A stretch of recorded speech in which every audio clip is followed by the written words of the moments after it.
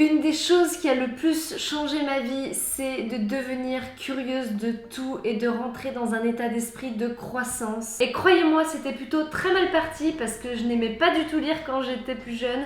J'aimais pas du tout aller au musée et tous ces trucs qu'on était censé apprendre ou visiter des ateliers, des choses comme ça. À chaque fois, ça me gonflait et je n'aimais pas vraiment en fait l'école de manière générale. Mais d'un autre côté, j'ai commencé très jeune à apprendre à me servir de logiciels genre Photoshop parce que quand j'avais 12 ans, je m'amusais à aller sur des forums et on se faisait des petites bannières, des petits avatars et tout ça.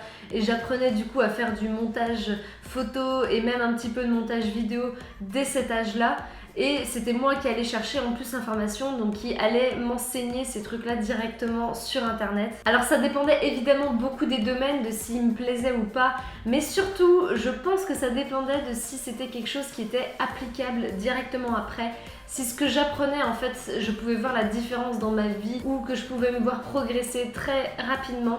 Enfin tout ce qui était du coup très pratique, ça me plaisait beaucoup, alors que tout ce qui était très théorique, là ça me perdait très facilement et je perdais vraiment tout intérêt pour la matière et pour ce que j'étais censée apprendre. Alors évidemment, ce que j'ai appris à l'école et ce que j'ai appris pendant mes études aujourd'hui, ça me sert d'une manière ou d'une autre dont je ne suis peut-être pas consciente, mais au final ce qui me sert le plus en termes pratiques, c'est ce que je me suis auto-enseignée, c'est ce que j'ai appris moi-même sur internet et c'est là où je suis allée chercher l'information moi-même pour avoir des trucs beaucoup plus techniques, des trucs beaucoup plus pratiques. Je vous dirai tout ce que je fais à la fin de cette vidéo pour apprendre les choses moi-même, mais je pense que ce qui est plus important, c'est de justement changer son état d'esprit par rapport à l'apprentissage. Parce que du coup, si on regarde aujourd'hui, j'ai fini l'école et j'ai fini d'être une étudiante. Mais au final, je pense que c'est pas du tout le cas. Je pense que je serai une étudiante toute ma vie et je pense que tout le monde devrait l'être. Parce que je crois qu'au final, j'ai jamais autant appris qu'aujourd'hui sur la vie et pendant aussi tous mes voyages que j'ai fait avant, donc pas forcément pendant que j'étais en train d'étudier. C'est à travers tous mes voyages, mes expériences et toutes mes rencontres que j'ai faites que je me suis rendu compte au final que je ne savais absolument rien du tout. En rencontrant avec des personnes avec des parcours géniaux qui avaient accompli des trucs qui selon moi étaient vraiment dingues, je me suis rendu compte qu'en fait j'en étais qu'au tout début et que j'avais beaucoup de marge de progression pour m'améliorer en tant que personne, pour améliorer la manière dont je me comporte avec les autres et surtout pour apprendre de nouvelles choses, gagner en compétences. Je n'étais vraiment qu'au tout début. Et puis surtout en rencontrant des personnes avec des vies et des croyances complètement différentes, je me suis rendu compte qu'il n'y avait pas qu'une seule manière de faire les choses, qu'il n'y avait pas qu'une seule réponse et qu'une seule solution à chaque situation. J'ai compris qu'il ne fallait jamais que j'accepte une situation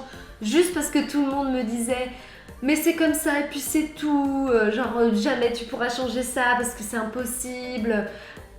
Si on pense justement que c'est impossible, c'est comme ça que ça devient impossible.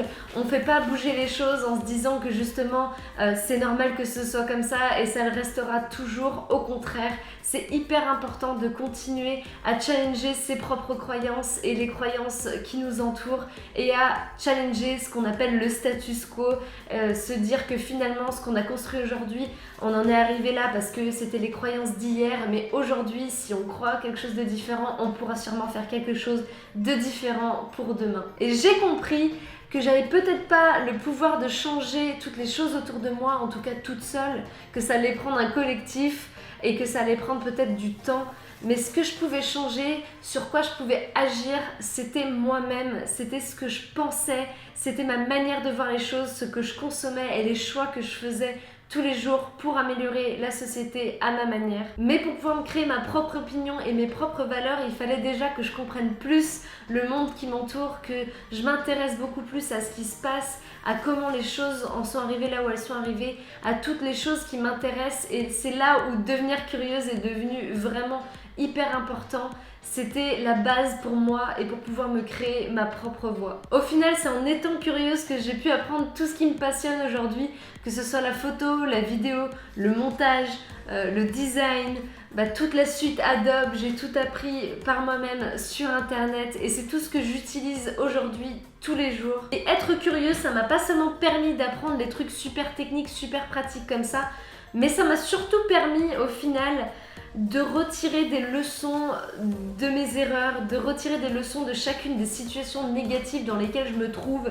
Alors même si c'est très difficile sur le coup de prendre du recul parce qu'on est un peu hors de nous en général, c'est après coup, je vois toujours ce que j'ai pu en retirer et ce que ça a pu m'apprendre et comment j'ai pu évoluer grâce à ça. Et ça, je pense que c'est vraiment un super outil pour la vie. J'ai vraiment envie d'apprendre de tout, j'ai envie d'apprendre de l'art, j'ai envie d'apprendre des humains, des animaux, j'ai envie d'apprendre sur l'univers, sur notre fonctionnement, sur pourquoi on est là, sur ce qui s'est passé à une certaine période de l'humanité, enfin des choses qui m'intéressaient mais pas du tout avant.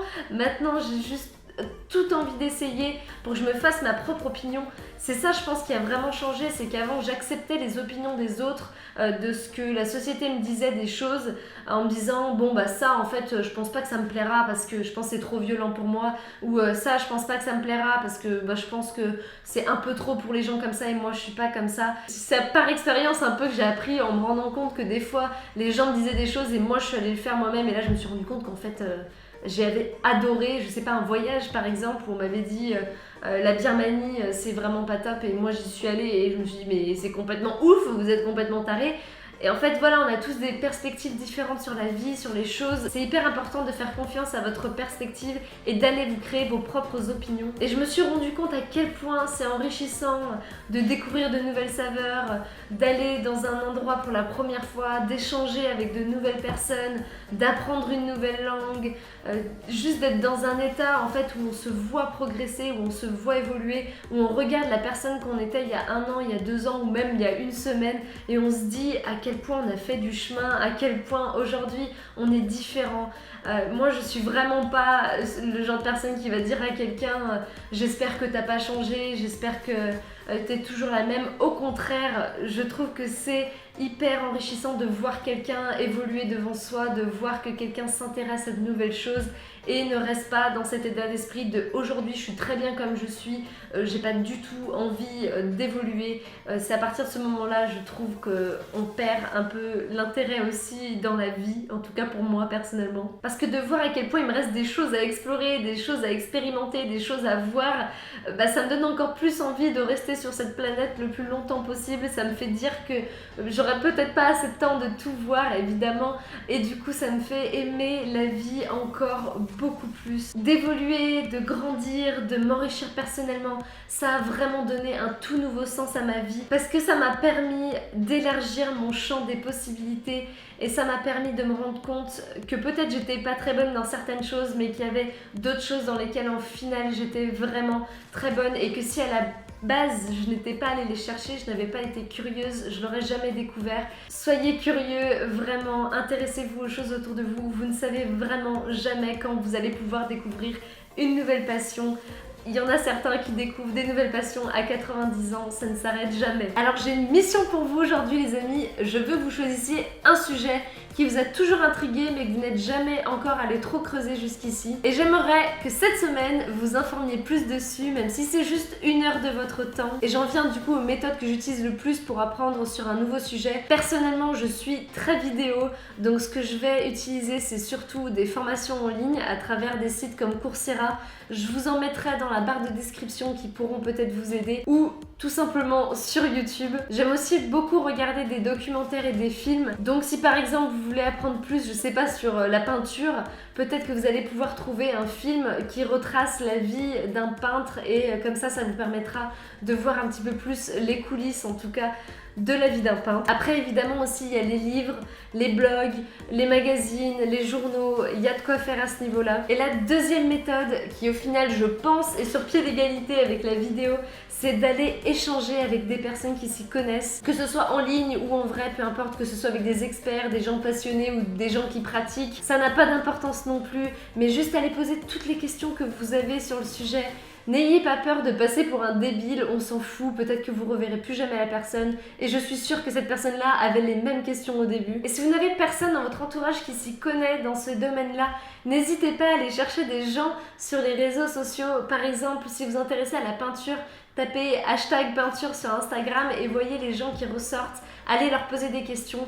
Bon, si c'est des gens qui vont avoir des milliers et des milliers de followers, ils vont peut-être pas avoir le temps de répondre. Prenez peut-être des gens qui en sont encore au début ou même qui ne sont pas du tout dans le domaine des réseaux sociaux mais qui partagent quand même leur travail. Vous pouvez aussi trouver des tonnes de groupes Facebook ou de forums sur le sujet qui vous intéresse où vous pouvez poser vos questions directement à plein de personnes différentes, ou vous pouvez aller contacter les personnes les unes après les autres si vous avez repéré le travail de quelqu'un qui vous intéresse vachement. Et enfin, vous pouvez aller à des événements sur le sujet ou des sujets plus larges. Par exemple, si on prend la peinture, vous pouvez aller à plein d'événements sur l'art parce qu'il y aura quand même une chance que vous puissiez rencontrer peut-être des peintres aussi là-bas. Si vous m'avez suivi sur les Instagram Stories, vous avez vu qu'à ce niveau-là, j'ai pas du tout chômé depuis que je suis à Berlin parce que je suis allée à plein d'événements, que ce soit sur le blogging, que ce soit sur le voyage, que ce soit sur le marketing, parce qu'à chaque fois, ça me permet non seulement d'apprendre du coup de ce qui est enseigné, mais surtout d'échanger avec des personnes dans le même domaine, de rencontrer des personnes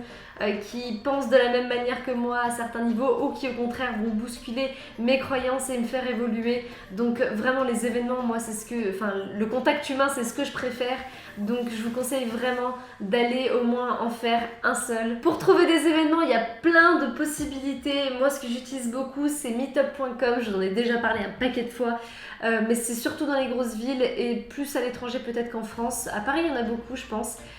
Aussi Eventbrite, je vous le mettrai en barre d'infos. J'utilise aussi les événements Facebook de manière générale.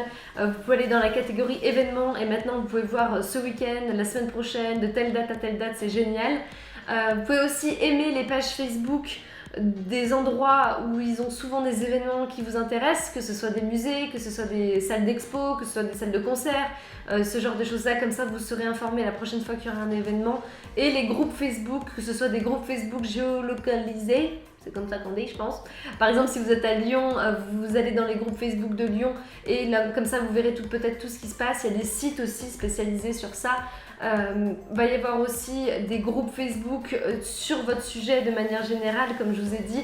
Ils vont souvent poster les événements qui se passent pas loin de vous dans ces groupes-là. Donc il y a vraiment plein de possibilités avec l'âge d'internet. C'est interdit de me dire que vous ne trouverez pas un événement. Et si vous êtes un peu loin, profitez-en, ou de si vous allez faire un voyage une fois quelque part, de venir peut-être 1 ou 2 jours en avance pour pouvoir faire des événements à ce niveau-là. Et du coup, dans une semaine, je posterai une photo sur Instagram pour savoir où vous en êtes. Et j'aimerais vraiment que vous me résumiez ce que vous avez appris et ce que ça vous a apporté. Vous pouvez aussi venir me le dire ici en commentaire, il n'y a pas de souci. Pour me soutenir, n'oubliez pas de vous abonner à ma chaîne et de cliquer sur la petite cloche juste en bas.